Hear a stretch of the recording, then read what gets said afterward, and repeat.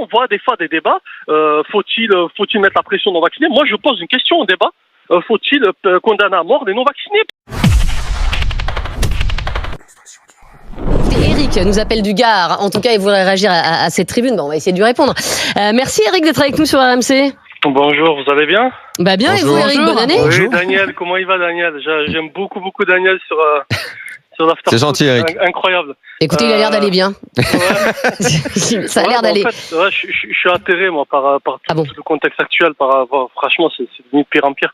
Moi, la seule question que je me pose, comment dire? Est-ce que déjà on sait pertinemment que ce vaccin n'empêche pas la transmission et la contamination? C'est la raison pour laquelle beaucoup de gens ne refusent de se faire vacciner, premièrement. Deuxièmement, autour de moi, je vois beaucoup de personnes qui refusent de faire confiance à Pfizer, qui est une multinationale multirécidiviste, et ça fait pas de moi un complotiste. Les gens ont le droit de se poser Vous n'êtes pas vacciné, Eric?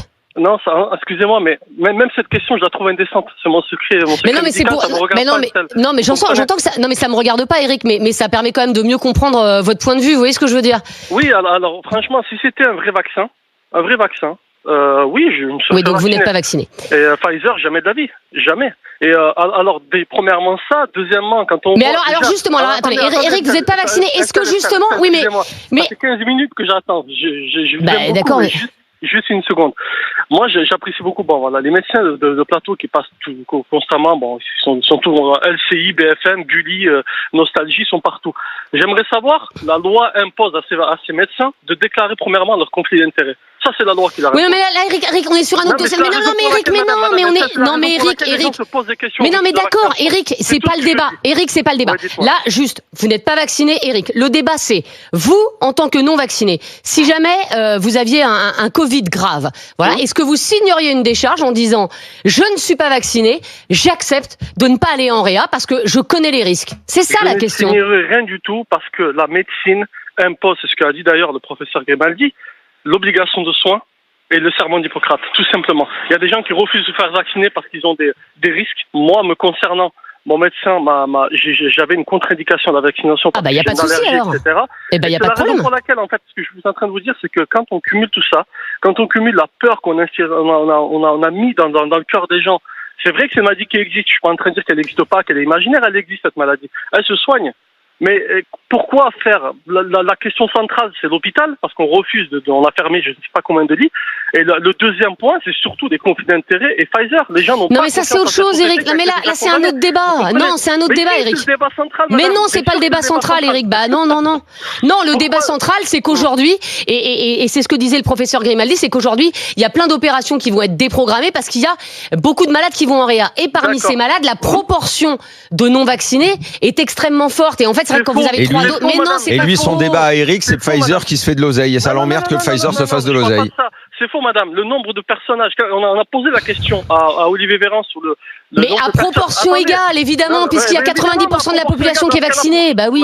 Mais bien évidemment, à proportion égale. Mais dans ce cas-là, pourquoi se faire vacciner, sachant que ce vaccin n'empêche pas ni la transmission, ni la contamination? Parce que ça réduit les formes graves. Il a ralenti carrément. Et c'est un vrai vaccin, pour vous répondre. C'est le vaccin le plus vérifié au monde.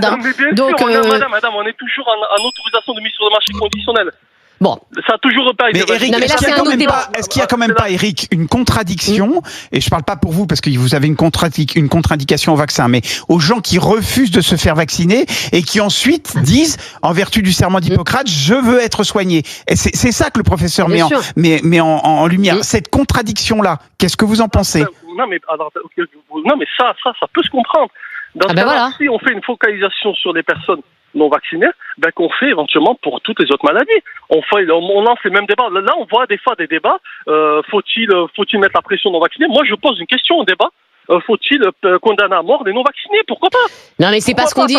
Eric, c'est pas ce qu'on dit. On a un niveau de folie dans ce pays depuis un petit moment. C'est devenu du n'importe quoi. On a des médecins de plateau, des morticoles qui nous disent que l'hôpital est sous tension. Et les mecs là, ils sont H24 à la télé. Mais allez bosser un moment. Non, mais vous pouvez pas dire ça. On est sous pression. Il faut arrêter. Vous comprenez? Moi, je comprends qu'il y a des gens qui refusent de se faire vacciner et je comprends qu'il y a des gens qui veulent se faire vacciner. Il faut laisser le libre choix aux personnes. Vous comprenez? Moi, me concernant, j'ai été en réanimation, pas déjà en partie par rapport au Covid, mais j'ai une contre-indication à la vaccination. Oui, bah donc vous pouvez pas. Bref, après, voilà. Moi, personnellement, je peux pas. Mais autour de moi, je vois énormément de personnes. Et je vous dis, les gens ne croient plus. C'est pas du complotisme. Quand on a vu le nombre de contradictions dès le départ non mais quelques personnes, non mais Eric, il y a 90% de vaccinés en France, donc quelques personnes ne croient plus. Mais en tout cas, merci beaucoup d'avoir apporté votre témoignage sur RMC dans Estelle Midi.